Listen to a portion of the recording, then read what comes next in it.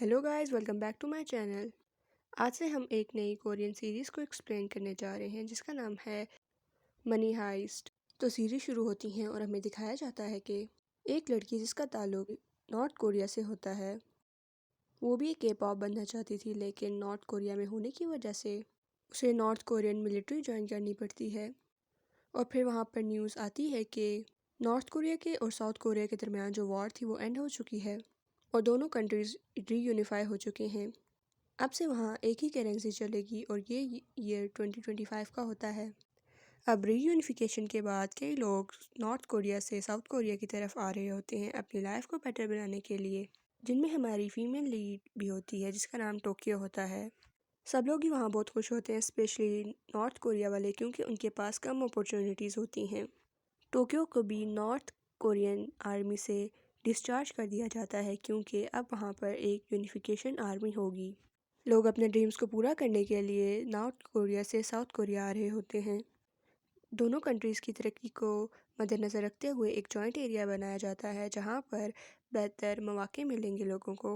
Scene shift होता है और हमारी मेन फीमेल लीड को दिखाया जाता है जहाँ पर वो नॉर्थ कोरिया से साउथ कोरिया ट्रेन के ऊपर आ रही होती है अपनी ज़िंदगी को और अपने बेहतर मुस्तकबिल को बनाने के लिए। साउथ कोरिया में आते ही उसके साथ एक धोखा हो जाता है और उसका लैंडलॉर्ड उसे धोखा देकर वहाँ से उसके सारे पैसे ले लेता है, जिस पर उसे बहुत से फाइनेंशियल प्रॉब्लम्स का सामना करना पड़ता है, जिसकी वजह से वो एक रेस्टोरेंट में काम करने लगती है। अपने सपनों को ना पूरा होता हुआ देखते हुए वो अपने सपनों से भी नफरत करने लगती है। एक दिन उसका उसके रेस्टोरेंट के ओनर से भी झगड़ा हो जाता है और वो उसे गन से शूट कर देती है। वो ये कहती है कि ये सब चोर हैं, क्यों ना मैं भी चोरी वाला रास्ता अपना लूँ।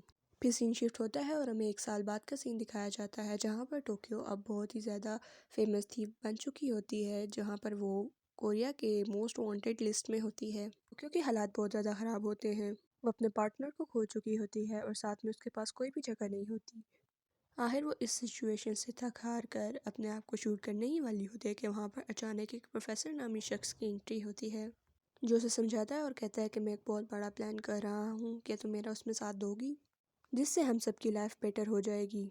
इसके बाद प्रोफेसर इसे अपने साथ ले जाता है और इसे अपनी बाकी की टीम से इंट्रोड्यूस करवाता है, जिसमें सबसे पहले आता है Berlin, Tokyo, Nairobi, Denver, Moscow, Oslo, Helsinki और रियो।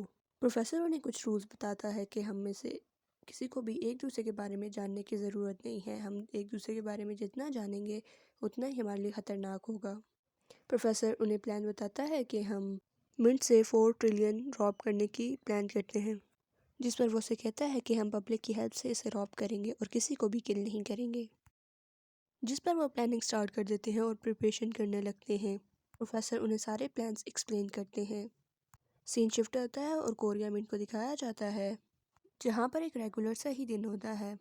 अब हमें दिखाया जाता है कि वाइस डायरेक्टर चो योंग मिन और बाकी एम्प्लॉय मेसन का आपस में चक्कर चल रहा होता है और वो उससे कहती है कि आप मुझसे शादी कर लें, लेकिन वो कहता है कि मैं कैसे कर लूँ, मेरी खुद की एक फैमिली है, जिस पर उन दोनों की अनबन हो जाती है। सेम उसी दिन कोरिया मिंट में ग्रुप ऑफ स्टूडेंट्स विजिट करने को आते हैं। प्रोफेसर की टीम सिक्योरिटी गार्ड को ब्लॉक करती है और उनका यूनिफॉर्म पहन लेती है और इन मिनट के अंदर इंटर हो जाती है। रियो वहाँ के कैमरास को हैक कर लेता है, जिसकी वजह से प्रोफेसर भी मिंट की सारी सिचुएशन को बाहर बैठे हुए देख सकता है। पहले तो रॉबर्स मिंट में दाखिल होते ही वहाँ के कंट्रोल को अपने अंडर ले लेते हैं ताकि कोई भी होशियारी ना कर सके। बर्ले उन सबको अपना इंट्रोडक्शन करवाता है और कहता है कि अगर आप हमारे साथ कोऑपरेट करेंगे तो आपके लिए कोई भी मसला नहीं होगा, और अगर आप कोऑपरेट नहीं करेंगे तो फिर आपके लिए मसले खुल सकते हैं। मॉस्को और डेनवर वहाँ के लॉकर को खोलने लग जाते हैं और जैसे ही लॉकर खुलता है तो वहाँ पर बहुत ज़्यादा पैसे मौजूद होते हैं।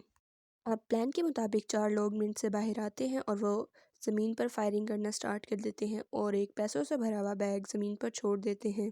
प्रोफेसर की कैलकुलेशन के मुताबिक पुलिस उनका बाहर वेट कर रही होगी, जैसा कि उन्होंने एक्सपेक्ट किया था वैसा ही होता है। पुलिस इन पर फायरिंग करना स्टार्ट कर देती है, जिस पर रियो के कान के पास से फायर गुजरता है और वो ज़मीन पर गिर जाता है, जिसको देखते हुए टोक्यो फायर बैक करना स्टार्ट हो जाती है और वो उसको उठा के मिनट के अंदर आ जाते हैं। प्रोफेसर की टीम सबको होस्टेज बना लेती है और फुजिन नामी औरत को इनसे नेगोशिएशन के लिए बुलाया जाता है। ये भी प्रोफेसर का प्लान होता है। उसे पता होता है कि उनसे नेगोशिएशन के लिए वो जिनको ही बुलाया जाएगा, जिस पर वो उससे पहले ही दोस्ती कर लेता है। अब वो देखते हैं कि मिनट से यूट्यूब पर एक लाइव स्ट्रीम की जा रही होती है, जहाँ पर वॉइस डायरेक्टर और यूएस एम्बेसडर की बेटी अपनी जान की भीख मांग रहे होते हैं, जिस पर सभी को पता चल जाता है कि वहाँ पर यूएस एम्बेसडर की भी बेटी ट्रैप हो चुकी है। सीन फ्लैशबैक में जाता है और प्रोफेसर को दिखाया जाता है जब वो प्लान डिस्कस कर रहे होते हैं कि आर्मी ज़रूर उस एम्बेसडर की बेटी को बचाने के लिए आएगी और ये काम सिर्फ सुबह 4 बजे से पहले पहले वो करना चाहेंगे।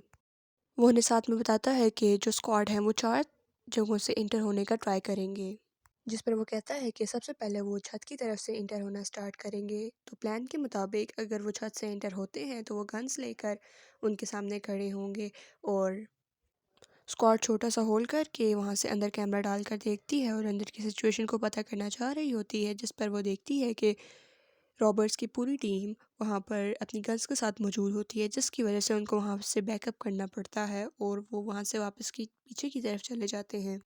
अब नैरोबी, जिसकी ड्यूटी होती है मनी प्रिंट करवाने की, वो कहती है कि जिनके नाम मैं लूँगी वो आगे आ जाएं और हम यहाँ पर पैसे प्रिंट करेंगे। प्रोफेसर का प्लान 4 ट्रिलियन रुपीज़ को रॉब करने का होता है, जबकि मिंट में तो 4 ट्रिलियन मौजूद नहीं होता। इसकी वजह से वो ये कहते हैं कि हम मनी को वहाँ पर ख़ुद ही प्रिंट करेंगे, जिसको ट्रेस करना बिल्कुल भी पॉसिबल नहीं है और हम इस मनी को कहीं भी यूज़ कर सकते हैं विदाउट ट्रेसिंग। अब वोजन और प्रोफेसर को दिखाया जाता है जो कि अपने कैफ़े में मौजूद होते हैं और वोजन वहाँ से कुछ कहकर निकल जाती है, जिसके बाद एपिसोड 1 यहाँ पर ही ख़त्म हो जाती है।